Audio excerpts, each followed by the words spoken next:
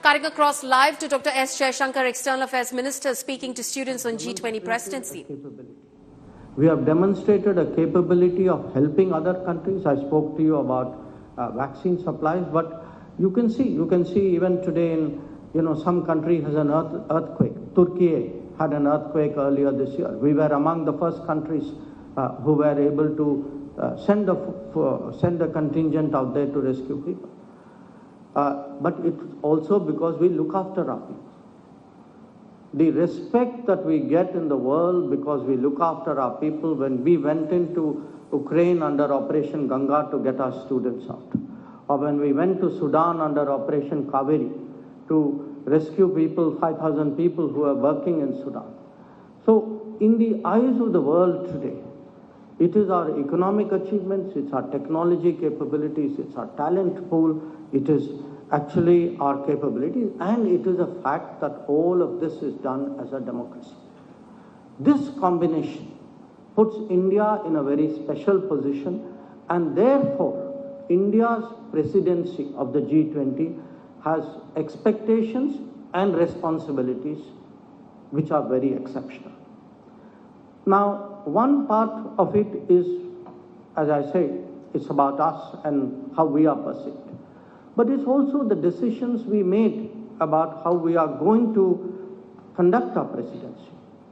Typically, a presidency is done in meetings. I have attended maybe more than 10 G20 meetings in my life. Mostly conference hall hota hai, log aate hain, airport se conference hall jate hain, meet, have a dinner, sign some piece of paper and you go. So if you look at the impact on the society or the input of the society, there is very little. This G20 presidency is completely different. We use the word Jan Bhagidari, and truly we mean it. This is the first G20 certainly I have seen in my long career, where the people of the country, where every region, multiple cities, different walks of life, from colleges to professional associations to the ordinary citizen, feels connected to that G20. And we are doing it because in Prime Minister Modi's view, in his vision, we want to use the G20 to prepare to make the world ready for India, that India which all of you are going to make.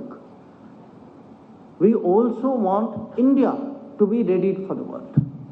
We want especially the younger generation, and we want the cities and towns and the states and union territories of India to actually understand fully the opportunities and the possibilities in the world out there.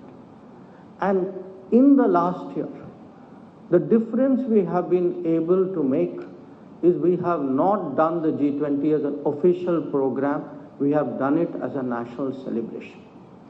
And that is actually a G20 with a difference. Now, what is the challenge in the G20? There are two big challenges. One is what is called the divide between the North and the South.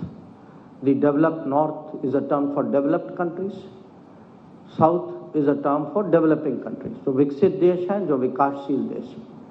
So, their gap, their divide which has been growing. And secondly, the polarization that we see today between what you can call the East and the West, particularly as a result of the Ukraine conflict. So that is, of course, the External Affairs Minister there speaking to students of the Hindu College at Delhi University and telling them about the relevance of India's G20 presidency and, of course, its global impact.